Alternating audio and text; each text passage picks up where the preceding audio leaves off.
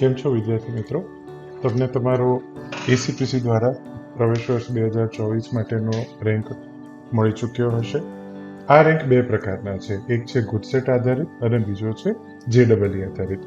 ગુજસેટ આધારિત કઈ કઈ બેઠકો મળવાપાત્ર છે અને જેડબલઈ આધારિત કઈ કઈ બેઠકો મળવાપાત્ર છે એની વિગતો આપણે અગાઉ જોઈ ચૂક્યા છીએ. હવે જે વિદ્યાર્થીઓને બંને પ્રકારના રેન્ક પ્રાપ્ત થયા હશે એ વિદ્યાર્થીઓને સૌથી વધુ એટલે કે મેક્સિમમ ચોઇસ મળશે. હવે વિદ્યાર્થીએ ચોઇસ ફિલિંગ કરવાની જે પ્રક્રિયા છે એ એટલી જ મહત્વની છે જેટલી તમારી પરીક્ષા આપવાની પ્રક્રિયા હતી. આ આખો રેન્ક અને તમારી કોલેજની પસંદગી એ બે એટલી અગત્યની છે કે તેને તમારે બહુ જ ધ્યાનથી જોવાની રહેશે. સૌથી પહેલા આપણે જોયું એમ તમારા પ્રોફાઇલમાં લોગિન કરો. અહીંયા આગળ તમને બે પ્રકારના રેન્ક બતાવવામાં આવ્યા છે, એક જેડબલઈ આધારિત ઓલ ઇન્ડિયા રેન્ક અને ગુજસેટ આધારિત સ્ટેટ રેન્ક. જેને ફક્ત જેડબલઈ આધારિત ઓલ ઇન્ડિયા રેન્ક હશે એને ફક્ત સરકારી કોલેજોની સીટો જ બતાવવામાં આવશે. જેને ગુજસેટ આધારિત રેન્ક હશે તેને એસીપીસીની તમામ બેઠકો બતાવવામાં આવે છે. એની સાથે બીજી વસ્તુ આપણે જોઈએ તો તમારી TFWS નું સ્ટેટસ જોવાનું છે. જે વિદ્યાર્થીઓની TFWS યસ હશે એને મળવાપાત્ર TFWS ની તમામ ચોઇસીસ બતાવવામાં આવે છે. જે વિદ્યાર્થીઓને TFWS નો હશે એ વિદ્યાર્થીને TFWS ની સીટો બતાવવામાં આવશે નહીં. ત્રીજી બાબત જે આપણે જોવાની છે એ છે તમારું એલિજિબલ ગ્રુપ. જે તમારી પરીક્ષાની લાયકાત છે એના આધારિત તમને વિવિધ ગ્રુપમાં લાયકાત પ્રમાણે તમને બેઠક મળવાપાત્ર છે. આ કઈ કઈ બેઠક છે એનો વિડીયો અગાઉ અમે મૂકી ચૂક્યા છે, તો એ વિડીયોથી તમને તમારા સબ્જેક્ટ ગ્રુપની લાયકાત જોઈ અને કઈ બ્રાન્ચ મળવાપાત્ર છે એ જોવાની રહેશે. જે વિદ્યાર્થીઓને PCM ગ્રુપ છે એને ઉપલબ્ધ તમામ બેઠકોની ચોઇસીસ બતાવવામાં આવે છે. એસીપીસીની ચોઇસ ભરતી વખતે યાદ રાખો કે તમારે કોઈ પણ બી પ્રકારે ચોઇસની લિમિટેશન નથી. તમને અહીંયા આગળ જે અવેલેબલ ચોઇસીસ છે એ બધી જ ચોઇસ તમે હંમેશાથી ભરી શકો છો. વિદ્યાર્થીઓએ હંમેશા યાદ રાખવું કે ઓછી ચોઇસ ભરશો, પ્રોપર સિક્વન્સ નહીં રાખો તો તમારી બધી જ મહેનત, જે તમારો રેન્ક છે, તમને મળવાપાત્ર સૌથી સારી જગ્યા છે, એ બધા સાથે તમને કોઈ પણ બી કોમ્પ્રોમાઇઝ થઈ શકે છે. કેમ? કારણ કે કોઈ સંસ્થાની આપણી પસંદગી હોય, એ બ્રાન્ચની પસંદગી હોય, રેન્ક પ્રમાણે મને મળી શકે એમ છે પણ મેં એની ચોઇસ જ ભરી નથી અથવા તો એની સિક્વન્સ જ પ્રોપર ગોઠવી નથી, તો એ કેસમાં આપણને એ મળવાપાત્ર હોવા છતાં એ ફાળવવામાં આવતી નથી. એટલે ચોઇસ ફિલિંગ ખૂબ જ ધ્યાનથી કરવી અત્યંત સરળ પ્રક્રિયા છે. સીધા નિયમ છે કે જે પહેલી ચોઇસ હશે એ પહેલી જોવામાં આવશે, એ નહીં મળતી હોય તો જ બીજી ચોઇસ જોવામાં આવશે.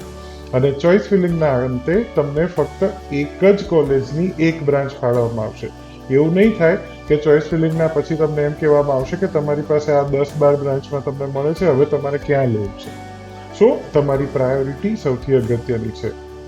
આના માટે તમે તમારી એક સિક્વન્સ, એક ચોઇસ ફિલિંગનું એક રફ વર્ક કરી રાખો.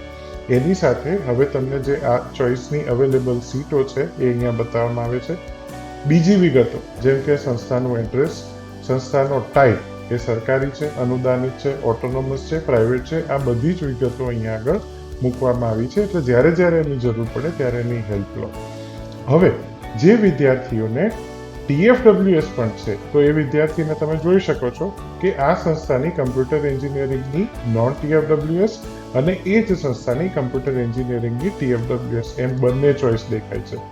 તો હવે જે વિદ્યાર્થીને એની પોતાની સંસ્થામાં અથવા તો એની કોઈ ઈચ્છિત સંસ્થામાં જરૂર છે તો એ વિદ્યાર્થીઓએ કઈ રીતે ચોઇસ ભરવી એ આપણે જોઈએ. અત્યારે મેં એક સંસ્થાને પસંદ કરી છે. એ સંસ્થાના ઉપલબ્ધ તમામ અભ્યાસક્રમો તમને અહીંયા આગળ બતાવવામાં આવ્યા છે. એ સંસ્થાનો ટાઈપ, એ સંસ્થાનું એડ્રેસ તમે અહીંયા જોઈ શકો છો.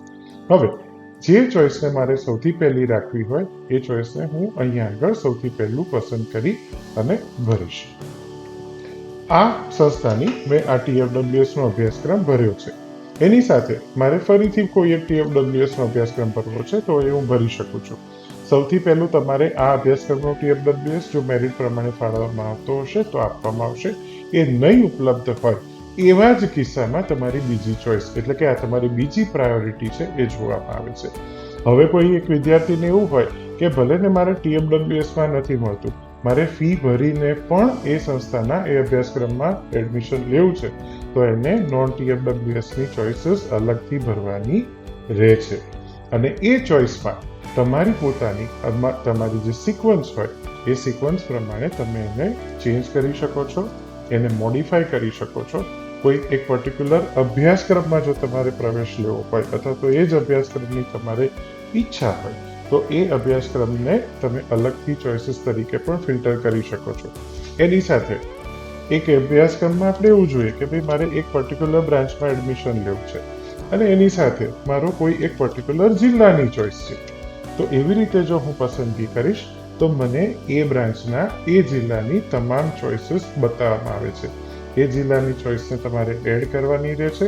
જો તમારે એ જિલ્લાને ચેન્જ કરવો હોય અથવા તો એની બ્રાન્ચને બદલવી હોય તો એ બ્રાન્ચને તમારા જુદા જુદા ફિલ્ટરથી તમે બદલી અને તમારી ચોઇસને સિક્વન્સમાં લાવી શકો છો. તો આ પ્રમાણે તમારી ચોઇસીસ, સૌથી પહેલો નિયમ છે કે મેક્સિમમ ચોઇસીસ હોવી જોઈએ. એ ચોઇસીસ પછી આપણે ગયા વર્ષનો કટ ઓફ અને બાકીની ઘણી બધી વિગતોનો વિડીયો તમને અત્યારે ઉપલબ્ધ કરાવવામાં આવેલો છે. તો આ પ્રકારના વિડીયોની મદદથી તમારી ચોઇસ ફિલિંગને વ્યવસ્થિત કરશો. આ રાઉન્ડ જે સૌથી પહેલો રાઉન્ડ છે એ મોક રાઉન્ડ છે. મોક રાઉન્ડની પ્રક્રિયા તમારી થાય એના પછી તમારો એક્ચ્યુઅલ રાઉન્ડ થશે. તો એ બધી જ બાબતોને ધ્યાને રાખી અને તમારે સૌથી પહેલી ચોઇસ અથવા તો તમારી ચોઇસની સિક્વન્સ મૂકવાની રહે છે.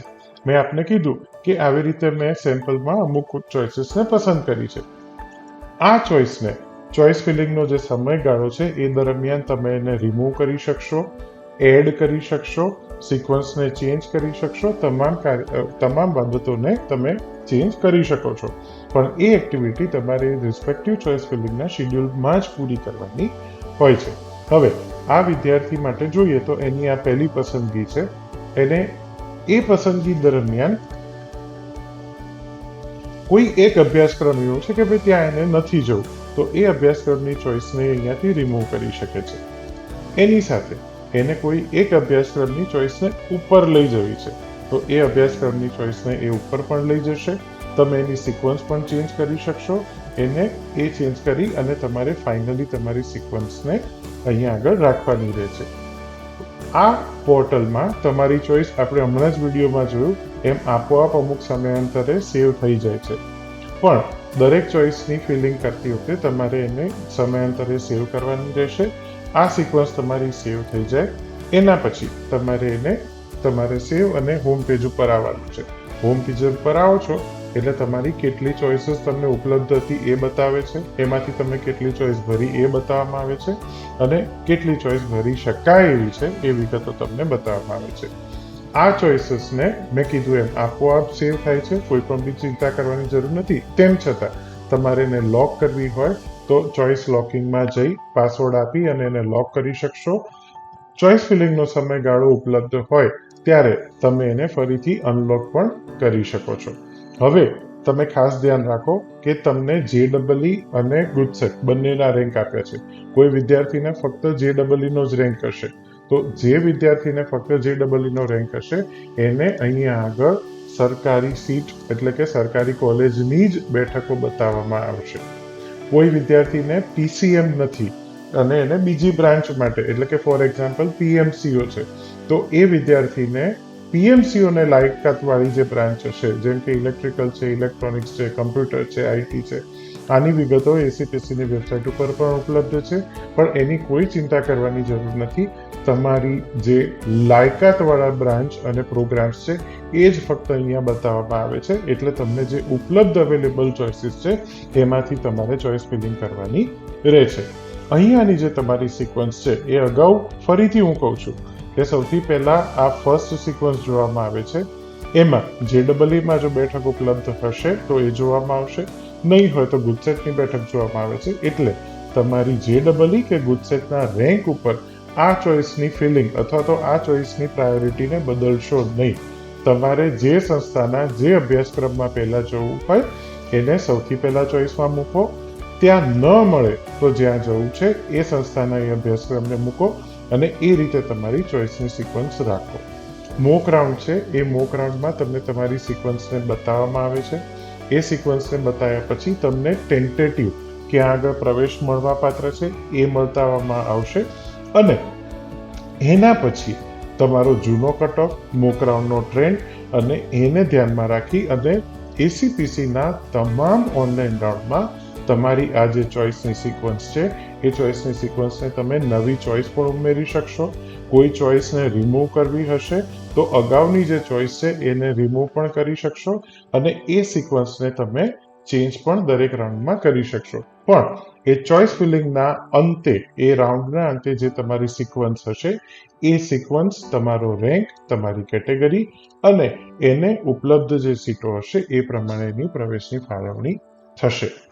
આ ચોઇસ ફિલિંગ બહુ જ અગત્યની છે, એટલા માટે એસીપીસી દ્વારા ચોઇસ ફિલિંગની હેલ્પ માટેનો પણ વિડીયો મૂકવામાં આવ્યો છે અને અન્ય ઘણી બધી બાબતો મૂકવામાં આવી છે. પૂરતો ટાઈમ છે તો એ સમયને ધ્યાને રાખી અને તમારે અહીંયા સૌથી વધુ ચોઇસ ફિલિંગ કરવી જરૂરી છે. હવે આ જે ફિલ્ડ ચોઇસીસ છે એ જોશો એટલે તમને તમારી ફાઇનલ બધી જ ચોઇસ બતાવવામાં આવે છે અને એ જે છે એની તમારે પ્રિન્ટ લેવી હોય તો એ પ્રિન્ટ પણ તમને અહીંયા આગળ આપવામાં આવે છે, જે તમે તમારી પોતાના રેફરન્સ માટે લઈ શકો છો.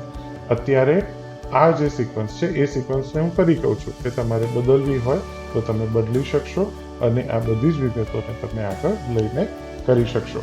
ફરીથી એસીપીસી દ્વારા હું કહું છું કે સૌથી મહત્તમ જેટલી બી વધુ ચોઇસ ભરી શકો એટલી ચોઇસ ભરવાનો આગ્રહ રાખીએ છીએ, કારણ કે એવું ન થાય કે તમને જે તે સંસ્થાના જે અભ્યાસક્રમમાં પ્રવેશ મળતો હોય પણ આપણે એની ચોઇસ એની પ્રોપર સિક્વન્સમાં ના ભરી હોય, જેથી કરીને એ પ્રવેશ અમે આપી શકીએ નહીં. અને આ ચોઇસ ભરવા માટે જો આપના ત્યાં કોઈ પણ બી મુશ્કેલી હોય તો એસીપીસીના જે હેલ્થ સેન્ટર્સ છે એ તમામ હેલ્થ સેન્ટરમાં તમને આ ફેસિલિટી વિનામૂલ્યે ઉપલબ્ધ કરાવવામાં આવે છે. Thank you so much.